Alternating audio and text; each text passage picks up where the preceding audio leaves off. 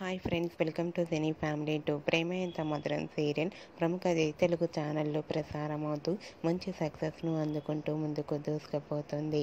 ప్రేమ Entha Madhuram serial hero Sriram Venkat ఈ సీరియల్లో ఆర్యవర్ధన్ క్యారెక్టర్లో చాలా అద్భుతంగా నటిస్తూ తనదైన స్టైల్లో ప్రేక్షకులను బాగా ఆకట్టుకుంటున్నారు.